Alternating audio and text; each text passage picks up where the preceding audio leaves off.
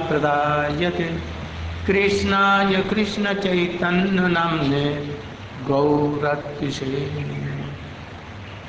यं प्रव्रजन्तमनुपेतमपेतकृत्यं द्वैपायनो विरह कातरया जुहाव पुत्रेति तन्मयतया तर्वोऽग्निः तं सर्वभूतहृदयं मां।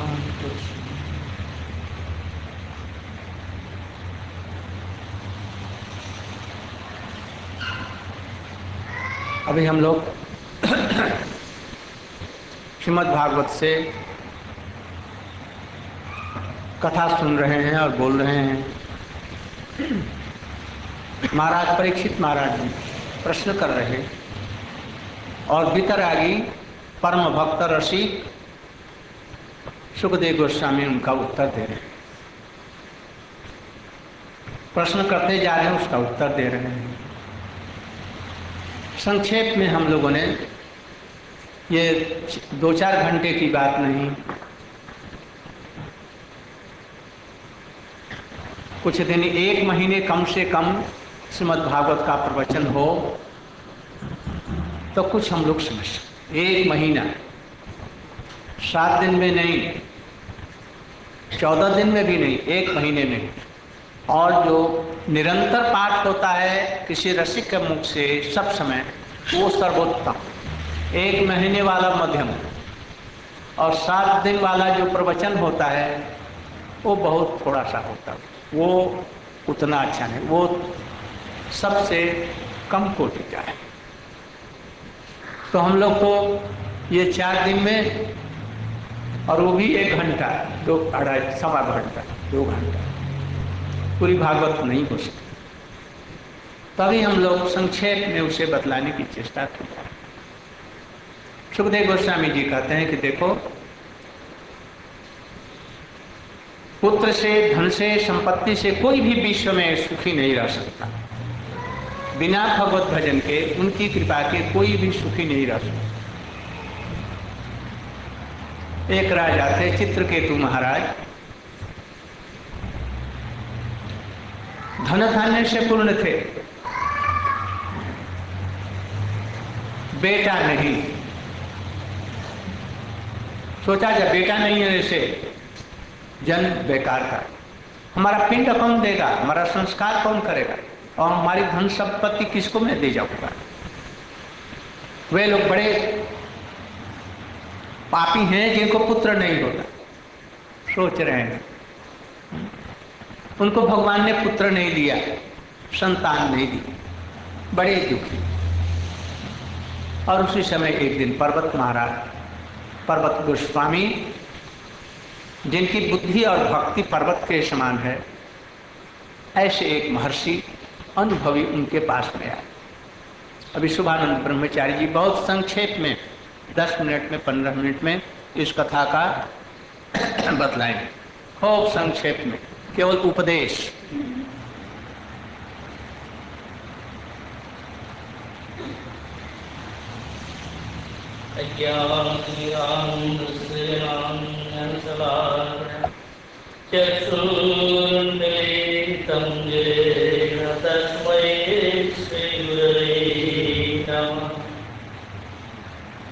गुरवे गौरचंद्राय तदालय कृष्णाय कृष्णभक्ताय तद्भक्ताय नमो नमः।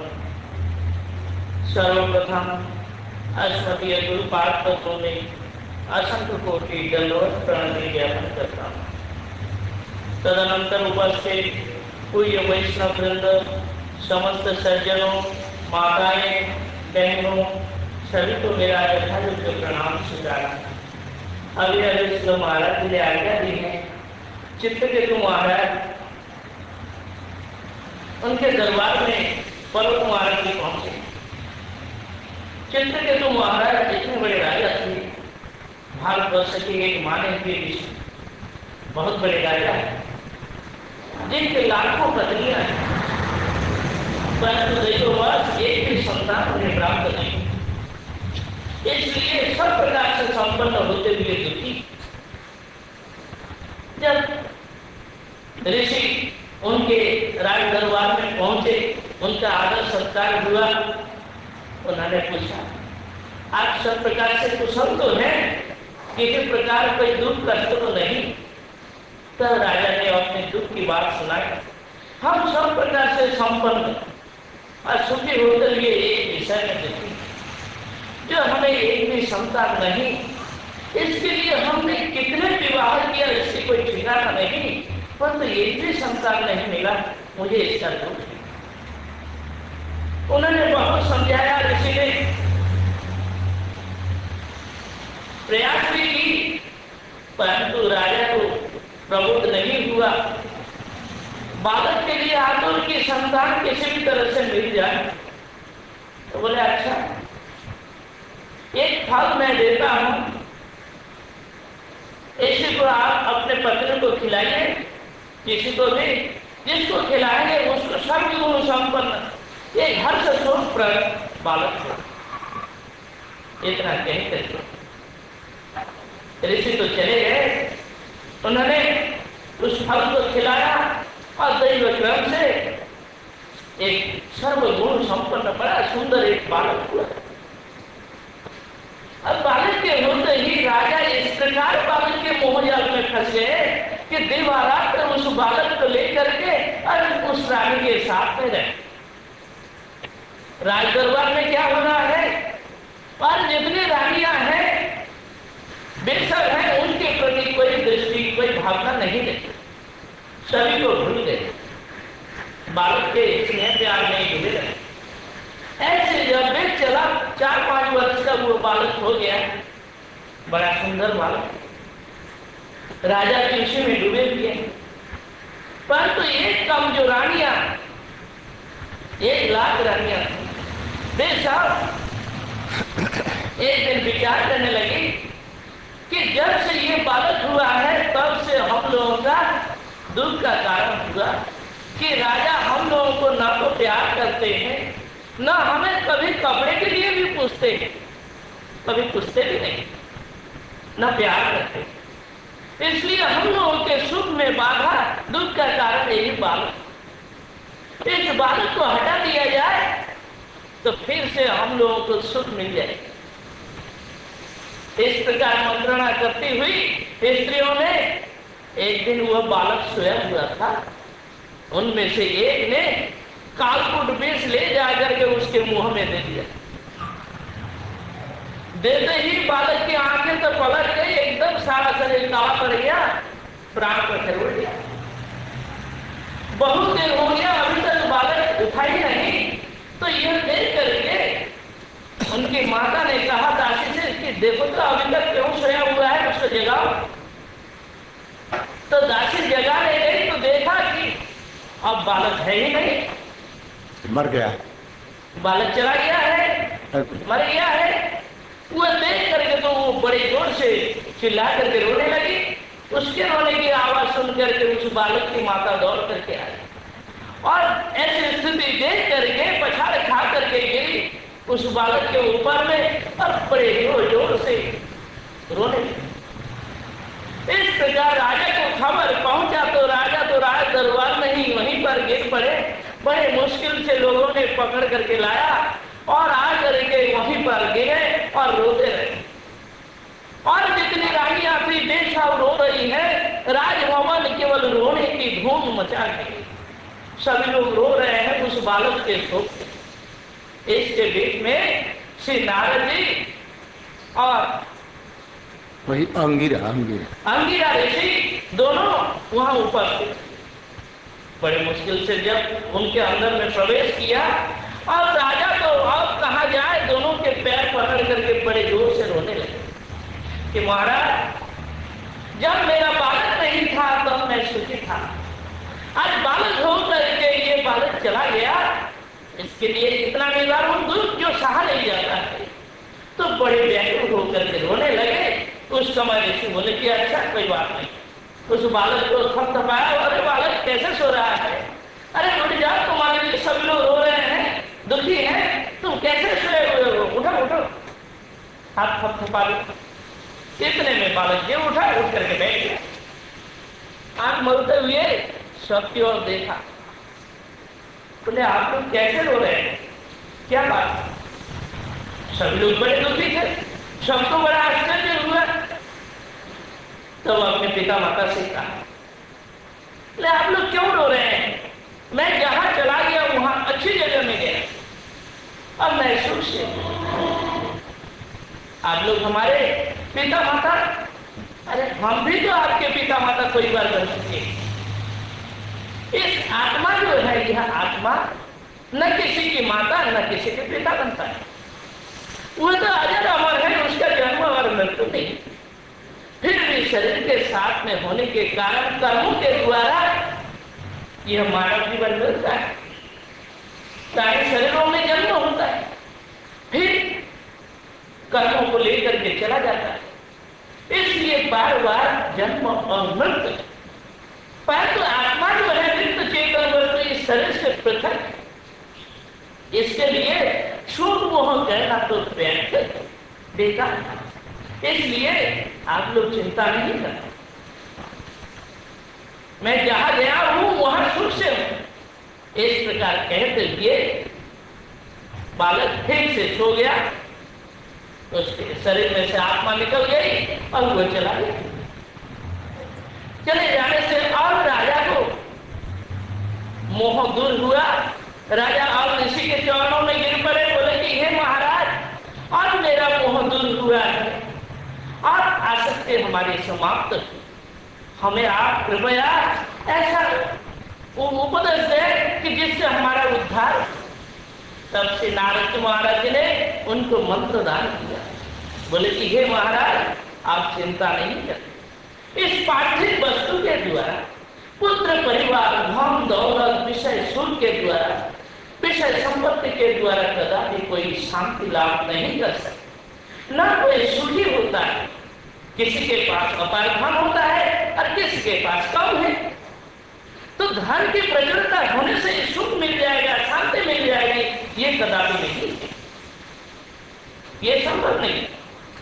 धन की प्रचुरता हो सकती है, धन दौलत बहुत कुछ हो सकता है, बहुत कुछ कमा सकते हैं, परंतु इसके द्वारा शांति या आनंद, प्रेम नहीं मिल सकता है। वह तो मिलेगा एकमात्र आनंदमय है भगवान श्री कृष्ण। वे ही आनंदमय है, उनको यदि कोई प्राप्त कर ले तब वे सुखी होते हैं, शांति लाभ करते हैं। इस प्रकार से नारद जी महाराज ने चित्रकेतु महाराज जी को उपदेश दिया, मंत्र दान।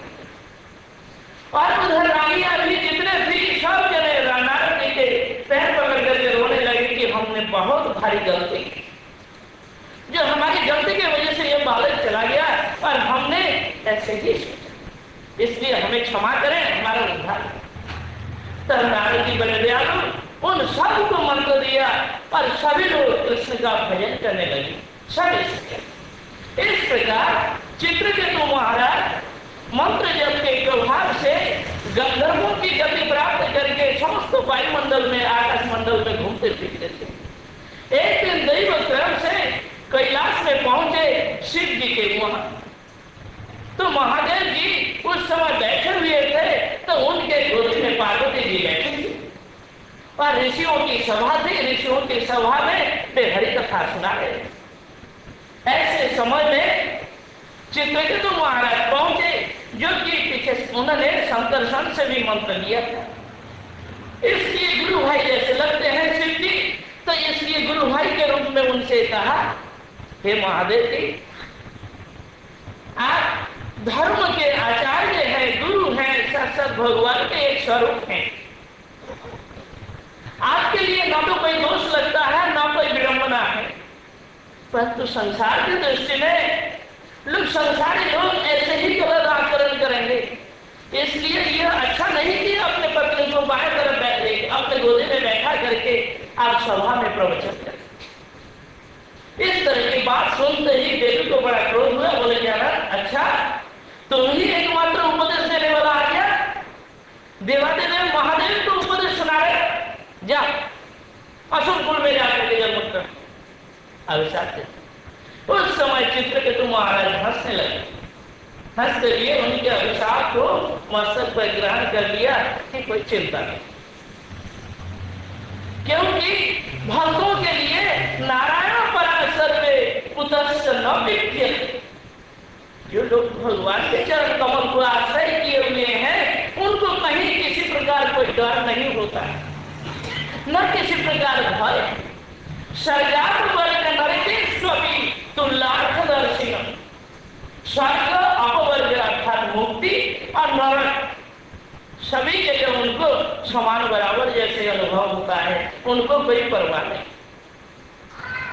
वे चाहते हैं कि हमारा जन्म ऐसी जगह हो, प्रभु की भक्ति हमें मिले और साधु संतों का संग बन जाए, इसलिए वे कभी परवाह नहीं करते। तो हंसते हुए चले। तो उस समय शिव जी ने कहा, देखा देवी, ये है महान भगवत भक्त, वे चाहते तो उल्टा तुम्हें अभिशाप दे देते, परंतु उन्होंने कोई अभिशाप नहीं दिया और तुम्हारे दिए हुए अभिशाप को मस्तक पर हंसते हुए ग्रहण कर लिया। वही चित्र के तुम महाराज दूसरे जन्म में त्रष्टा ऋषि के पुत्र विकरासुर होकर के जन्म किए, जो कि विशाल महान देवासुर संग्राम हुआ। क्योंकि त्रष्टा ऋषि के पुत्र विश्वरूप को मार दिया था, इसलिए विकरासुर को प्रकट किया, यज्ञ में से प्रकट किया विशाल असुर के रूप में।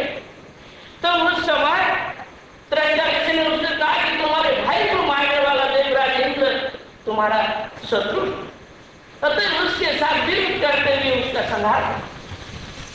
समस्त दैत्य सेना उनके साथ मिल गई। असुर सेनाओं को लेकर के विकरासुर ने महाघोर संग्राम किया। देवता लोग मारे मारे भागे। अंत तक ब्रह्मा जी के पास में गए, ब्रह्मा जी विष्णु के पास में गए और उनसे प्रार्थना की। तो विष्णु ने कहा, दधीचि मुनि के अस्त्र से अस्थि से यदि वज्र बनाया जाए और उस वज्र के द्वारा विकरासुर को मारा जा सकता है, अन्यथा संभव। बहुत बड़े बलिया। तो इस प्रकार देवराज इंद्र देवता लोग गए, दधीचि मुनि के अस्थि को मान लिया दान में और मान करके उससे वज्र बनाया। वज्र बना करके फिर से युद्ध प्रारंभ हुआ कि युद्ध करते करते वज्र का प्रहार किया। विकरासुर को ऐसा लगता है कि मानो ये कोई फूल बरसा रहे हैं, उनको कुछ भी परवाह नहीं। और जब हुंकार मार करके त्रिशूल उठाते या गदा मारते तो देवराज इंद्र के ऐरावत हाथ तक गिर गया। तो इस तरह के इंद्र के हाथ से वज्र भी गिर पड़ा। कोई बार वज्र को उठाए और मारते रहे, परंतु कुछ कारण नहीं करा। उस समय देवराज इंद्र सोचने लगे कि मैं इस वज्र से कैसे मारूं। लज्जा के मारे अब वज्र नहीं उठा रहे। इधर में थोड़े से समय घनघोर युद्ध हो रहा है, तो उसके बीच में थोड़ा सा समय मिलना भी बड़ा कठिन काम। ऐसे बीच में विकरासुर ने सोचा कि मैं प्रभु को क्यों नहीं प्रार्थना करूं। इस समय थोड़ा सा समय मिला है, मैं प्रभु की प्रार्थना करूं। इस असुर शरीर में साधु संतों का संग नहीं मिल सकता, इसलिए बड़े व्याकुल होकर के प्रभु से प्रार्थना करने लगे। अहम हरे तव पादैकमूल दासो भवितास्मि भूय स्मरेता सुपदैर्गुणाणां गृहीतवाक् कर्म करोतु ताय। हे हरे, हे भगवान, हे प्राणनाथ, हे पवननयन, हे अशुपते, हे प्राणपते, आपके चरणों में मेरी यही प्रार्थना है कि जन्म जन्म में जहां कहीं मेरा जन्म, आपके जो भक्त जन हैं, भक्तों का संग हमें मिलता है और उन भक्तों के साथ में रहकर आपके नामों का, आपकी कथाओं का हम श्रवण कीर्तन कर सकें, यही हमें कृपा करें। हमें इस संसार का धन दौलत भोग वैभव नहीं चाहिए, ना हमें स्वर्ग चाहिए, ना हमें मुक्ति चाहिए। यही दे हे प्रभु, जन्म जन्म में आपका विरह हमें अनुभव हो, और उस विरह में आपका स्मरण बना रहे, आपकी प्रार्थना है।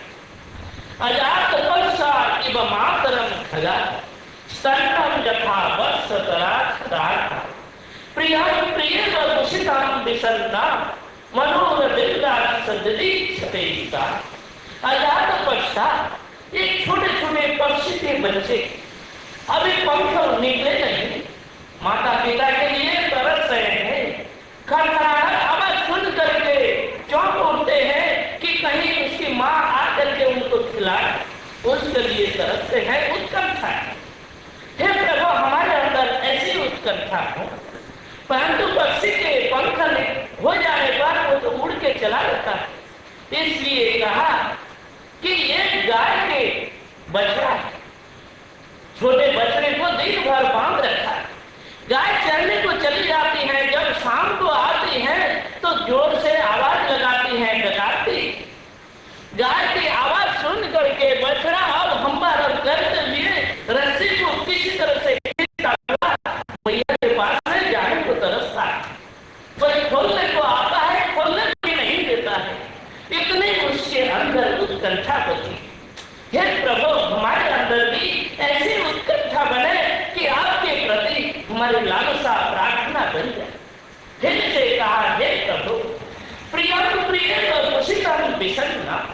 ये प्रिय और प्रियतम, प्रियतम दूर देश में प्रवास में जाने पर प्रिया जैसे घर में बैठी हुई और दिवारात्र सोचती रहती हैं, उनके कल्याण की चिंता करती हैं, कहीं किसी प्रकार कोई अमंगल तो नहीं हो रहा, कहीं किसी प्रकार कोई कष्ट तो नहीं हो रहा हो, इस प्रकार चिंता करती है।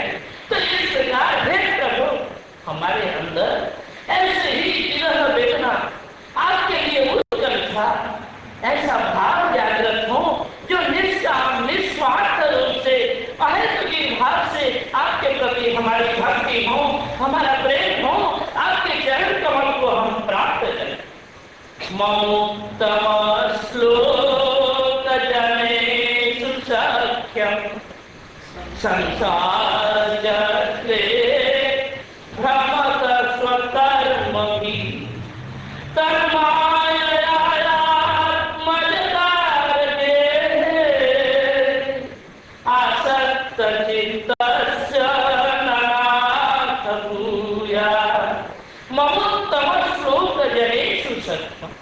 हे प्रभु, यही मेरी प्रार्थना है कि जन्म हो जथा हुआ कि मकुड़े हो करके भी जन्म हो जाए तो तुम्हारे जहाँ भक्त है वहां पर हमारा जन्म हो और भक्तों का संग ले। इस संसार में कर्मों के द्वारा भ्रमण करते लिए जहाँ कहीं जन्म हो, आपके भक्त जनों का संग हमें मिलता रहे, निरंतर हरि कथा के उत्सव में ही हमारा समय निकल जाए।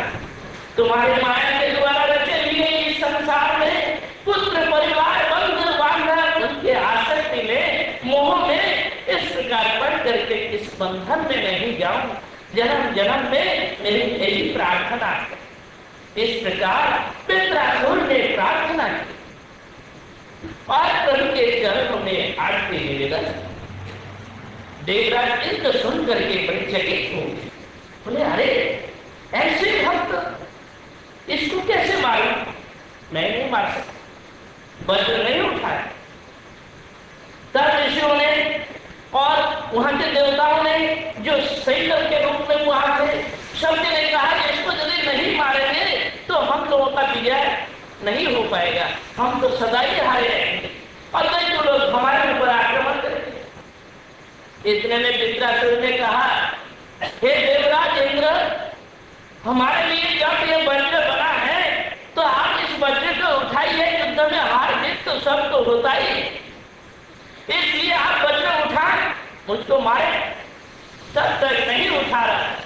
जब उन्होंने ये लोगों दंड लेकर के उठाया और प्रहार किया, इतने में वज्र उठा करके मार दिया और उनको डर था कि ये महान भगवत भक्त है, इनको मार करके इस हत्या का पाप हम कैसे लें, इसलिए डर रहे थे, पर मारना ही पड़ा और बहुत दिनों तक प्रयास करते हुए एक एक करके हाथ काटे, फिर पैर काटे, फिर वृत्रासुर उनको निगल गए, फिर उसके गला को काटे। इस तरह से वृत्रासुर का वध किया। परंतु देवदत्त को क्या हुआ कि उसको मारने से जो ब्रह्म हत्या वैष्णव हत्या पाप थी, तो वो पाप उसके पीछे दौड़ा। तो इतने में मारे मारे भागता हुआ कमल मानस सरोवर में जाकर के कमल के नाव में छिप गया। 10,000 वर्ष तक बिना खाए पिए वहां पर पड़ा रहना पड़ा, क्योंकि पहले दिन गुरु बृहस्पति के प्रति उनकी अवज्ञा थी। इस कारण उनको ऐसे प्रायश्चित होना पड़ा कि एक वैष्णव के प्रति, गुरु के प्रति, साधु के प्रति अवज्ञा अनादर के कारण देवराज इंद्र को भी ऐसे कष्ट भोग करना पड़ा। 10,000 वर्ष तक बिना खाए पिए रहना पड़ा। इसलिए श्रीमद् भागवत में जितने भी लक्षण वर्णन किए गए उसमें कहा गया है कि वृत्रासुर बलूपेतम, जिसमें वृत्रासुर बल उपाख्यान वर्णन, नारायण कवच का वर्णन हो, उस शास्त्र को श्रीमद् भागवत जाने समझ। इस प्रकार वृत्रासुर की कथा है जो चित्रकेतु महाराज वृत्रासुर होकर के आए थे और इस शरीर को छोड़ करके भगवान के रूप में गए।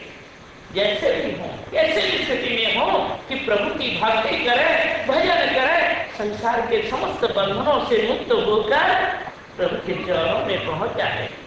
इस प्रकार ऐसी ऐसी कथाएं हैं। मैं यहीं पर अपना वक्तव्य रखता हूँ। पतितानां पावनेभ्यो वैष्णवेभ्यो नमो नमः।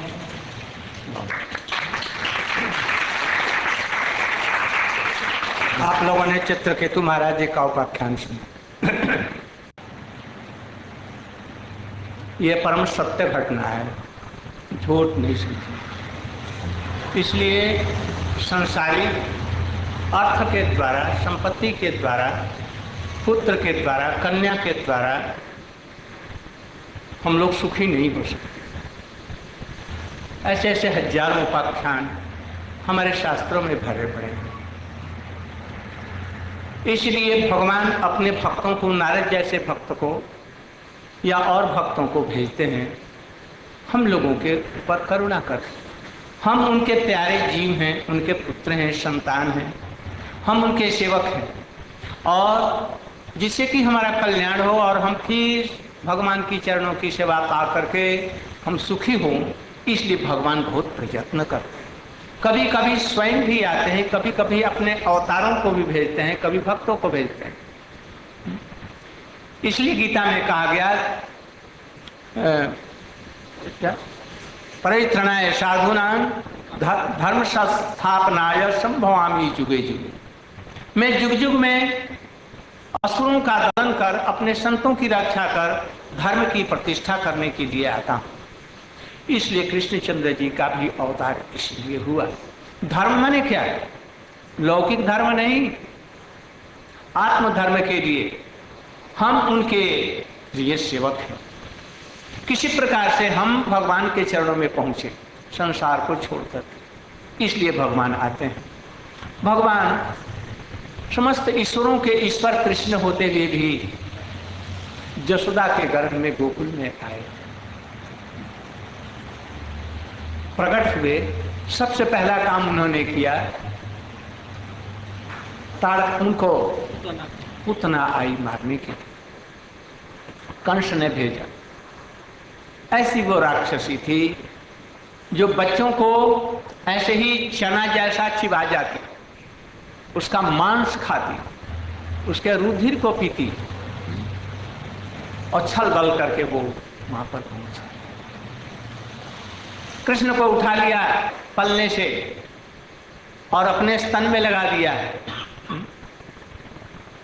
अरे तुम्हारी मैया कैसी जो इस पलंग पर रख रखा है, हम तो तुम्हें दूध पिलाएंगे, अपने हृदय में रखेंगे।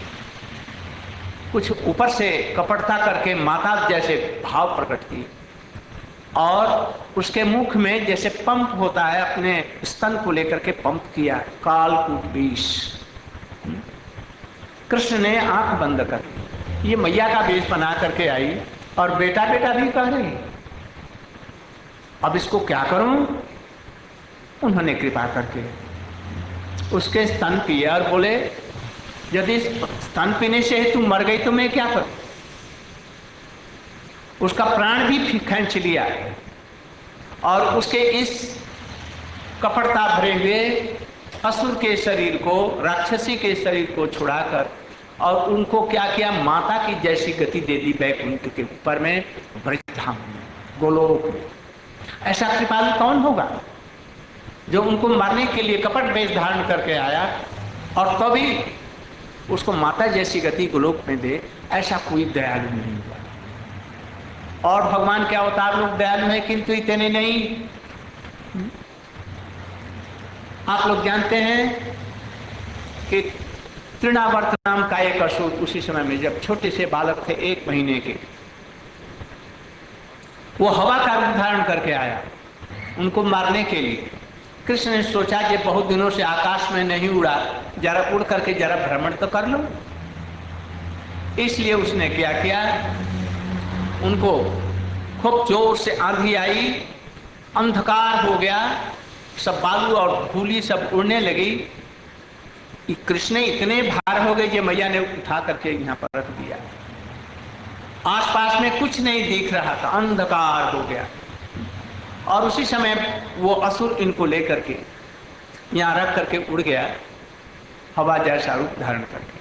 कृष्ण ने उसके इस गले को पकड़ लिया, कुछ इधर उधर भ्रमण करके उड़ करके बोले जी अच्छा ठीक है। तो उस गले को ऐसे दबाया कि लाल लाल आंखें रसगुल्ले जैसे निकल आए और बोले जो मेरे पकड़ने से ही तो यदि तू मर जाता है, आंखें निकल जाती हैं और मर जाता तो मैं क्या करूं? मैं तो खेल रहा था, तुम लेकर के हमको उड़ गया। और वहां से वो गिरा, चकनाचूर होकर के पत्थर पर गिरा, वो मर गया। और कृष्ण जैसे के तैसे, छोटे से कृष्ण, बड़े बड़े देवता लोग भी नहीं समझ पाते जैसे ये परमेश्वर भगवान है। ईश्वरों के भी ईश्वर है, सर्व कारण का है। तो इन असुरों की तो बात है। तात्पर्य क्या है? लोगों की आंखों में धूल देना कपटता के साथ। क्या भगवान कोई नहीं है, और भगवान है तो ब्रह्म तमय ही, शिवोहम मैं। इन शास्त्रीय युक्तियों को हटाकर कहते भगवान नाम का कोई चीज नहीं, खाओ पियो मौज करो, ईट ड्रिंक एंड बी मेरी।